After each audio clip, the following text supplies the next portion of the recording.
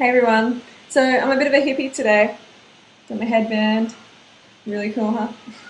So today I'm going to do my video on my Mac camera, so the quality may not be as good, but hopefully you can hear me okay. And today is going to be about pain and pleasure. Okay, so pain and pleasure are the two biggest motivators in your life. You do things out of the need to avoid pain and the desire to gain pleasure. Right? These are two such strong forces in your life. Right? So, and I apply these principles to the raw food lifestyle. So I make them work for me. And in the way I do that, I have a pain and pleasure list. Like a pain list if I go back to eating cooked food, and a pleasure list if I stay on this lifestyle. And that's what I want to talk to you about today. So what pain do I have? Okay, what pain do I have attached to going back to eating cooked food? Well, where do I start? Like a lot of people think, oh, cooked food's fine, it's okay, heaps of people survive on it, rah, rah. And okay, yeah, that's true. People can survive on a cooked food diet, but it depends what sort of cooked food diet, and are they actually thriving? Are they reaching their full potential? And I say no. An example of that is all the people popping off like flies. People are dying around us of disease. All right, so that for me is a big motivator in itself. That disease. I don't want to get disease.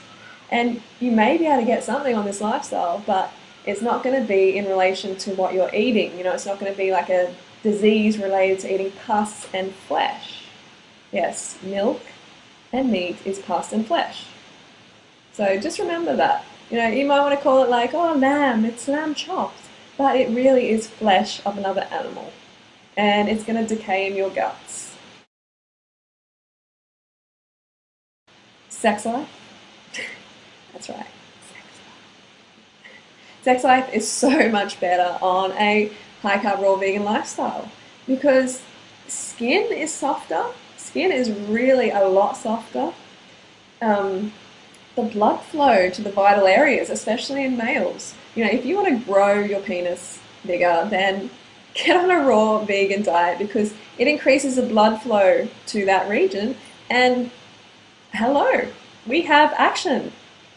Also, there's a deeper connection when you're on this lifestyle. If there's two of you on this lifestyle connecting, oh yeah.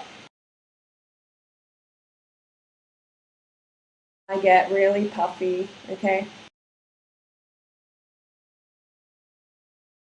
And it's because of salt and excitotoxins and carcinogenic oils, all that sort of stuff. It makes me feel sick, it makes me look shit. That's just basically it. And I came to this lifestyle because I want to look good. I want to look my best. I want to feel my best. All right, that's a very basic desire that we all have. And we can all achieve that if we just look after ourselves. I can get butt ugly. If I eat the wrong food, if I went back to cooked food, you would see a different person staring back at you. Okay, you would see a very, very puffy, bloated, unhappy person. My athletic performance, I used to run a 5K in like 30 minutes and now I do it in 20 minutes.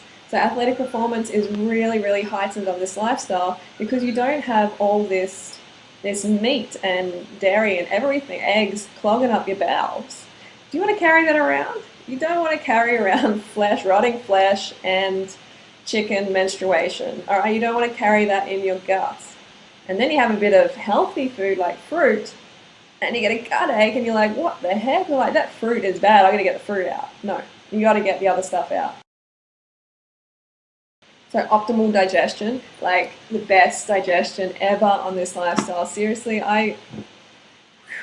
digestion and elimination, feeling good like that, eliminating properly, puts a smile on your face. Seriously.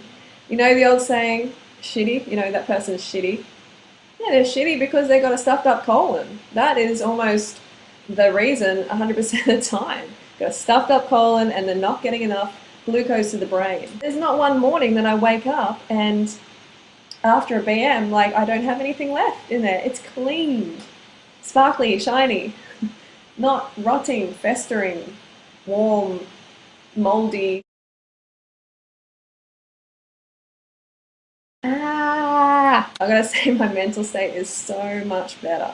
I used to be like a depressed person. Not a lot of people know it, but I used to be to the point of suicidal at one stage where I really, really didn't, I didn't love myself.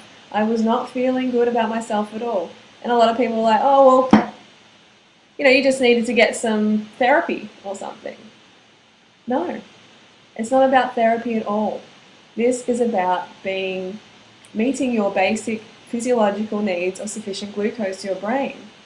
I mean, it is really tough to be depressed when you are meeting your basic physiological needs. You're sleeping enough, you're getting enough to drink, enough water, just clean water, basic need, and you're getting enough carbohydrates, enough fruit to your brain. Fruit to the brain, it's a good one. Actually. Chew your smoothie. I mean, weight loss, well, I'm not going to lie, it's a big thing, and I feel way better than when I was a chubster. Like, I feel a lot better. And everybody can achieve this. This is not some special skinny gene or something. I don't have any, special genes. Trust me, I can get fat, and I have got fat. And I could have got a lot fatter if I wasn't taking drugs and calorie restricting.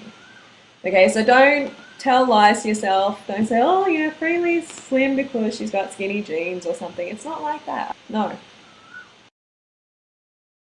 Wow, I used to have a hard time at getting out of bed in the morning. I have a really hard time. And many times I called my clients, which they can vouch for, and said, look, I can't make it. I'm sorry, I can't make it. I didn't want to give them some excuse like, I'm just sleeping and I'm just going to stay in bed. I mean, I wake up and I feel like jumping out and doing some exercise. I used to have acne on my skin. I used to have all these little bumps everywhere. It's like this cystic acne. And they're all gone. I don't have them anymore. I thought there was no cure. I thought, God, well, I'm going to be stuck with these. I'm 26 and I've got this acne. What's going on? No. I'm 31 now and it's just gone. So that's diet related. So if you've got acne or something, it's going to go. But you have to stick to this lifestyle. You have to have faith in your body that it is healing. And just have patience. It's going to happen. Mental clarity is a good one because I used to not be able to focus on anything. You can ask some of my old girlfriends, they're like, where is your head, man? Like, listen up. And old teachers and that, I just couldn't focus. I had zero focus. And it's because I had a candida imbalance, because I was eating crap. Overcoming candida, that is a big one. I had candida imbalance for years and years, which contributes to skin problems and itchiness and all that sort of stuff. But that's all gone. Candida is now back into balance. I didn't kill my candida like a lot of people want to do. It's like, kill the candida. No, you don't want to kill your candida. Candida is your friend. It's help regulating your blood sugar levels. Don't want to kill it. You just want to bring it back into balance. And you do that by taking the fat out of the bloodstream, the excess fat. So then the sugar can move freely through the bloodstream and into the cell. Okay. So that's something I'll talk about another time, but candida is not the big thing that people go on about. It's always like, my God, candida, gotta kill the candida. No, you don't need to kill your candida. They're like your little friends. You don't want to kill your little friends. I also had an underactive thyroid as well, and I took medication for that at one point because mainly I wanted to get leaner, and my boyfriend at the time, he recommended that I take thyroid accelerating medication, and I got a test and my thyroid was actually underactive.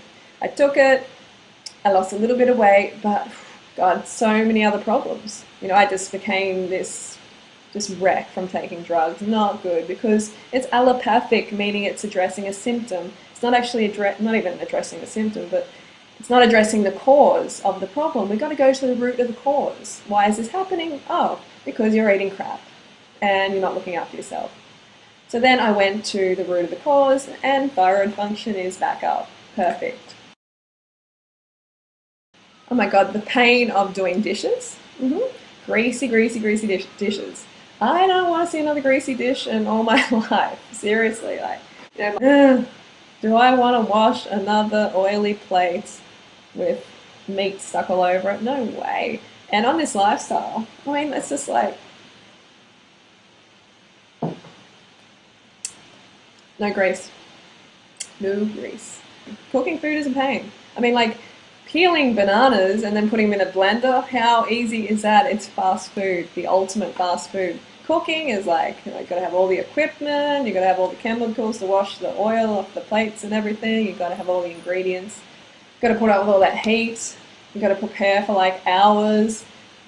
Okay, that is gone on this lifestyle.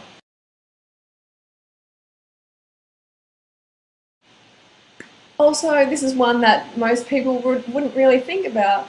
It's that raw food changes your whole life. Okay, it's not just about what you eat. Like, it changes your whole surroundings. You start to attract different people into your life. You start to do different things. Most people leave their old zombie job, their old like sheep job. They become less of a sheeple. And they start thinking more for themselves, thinking more freely. So that's a good one, hey? Like, that's something that's pain that I have attached to going back, is so that, like, I don't want to go back into that whole paradigm of, it's a cooked food paradigm, it really is, a cooked food world, where the cooked food numbs you down and you can't function properly, you can't think properly, and you become a consumer, and that's about it. You consume, pay your bills, pay your mortgage, pick your kids up from school, do all the responsible things that you do. Go and work in the office, but they're not fulfilling, are they? You're not being fulfilled by them. And this is what raw food does. It changes the whole paradigm.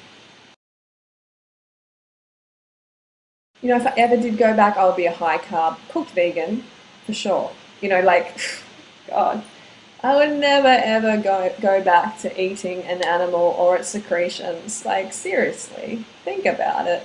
I mean, like, I am not a muff diver, a chicken muff diver. That's what people are who eat chicken eggs. You're diving into the muff there. No, you don't want to eat that. You don't want to have milk. It's from the cow. It's full of pus. It does not make you healthy. It makes you fat. And meat and flesh is just like, honestly, it's the most putrid thing if I think about it. To eat meat is putrid. But most importantly, it was awful what these animals have to go through. We put them through this for absolutely no reason. And then we pay. We pay in karma. We pay with our health, our life, our sanity. We pay every single time. Every time you take a bite of that, you are going to be paying, because it's not meant to be in your body. And we are meant to respect other beings. We are not designed to eat other animals. Okay, there's animals that are meant to eat other animals, but we're not designed to. So, come on, wake up. Wake up. Okay, so that is my pain list. I hope you have enjoyed. And, just grab a pen and paper right now. Write down the reasons why you're coming to this lifestyle. Write down the pain reasons that have motivated you to come here. I know you have them. Okay, get honest with yourself. Write them down in detail. Okay, and then stick them somewhere where you see them all the time, or carry them in your wallet. It's powerful, all right? You need to get clear with yourself why you're doing this. All right, I'll talk to you soon.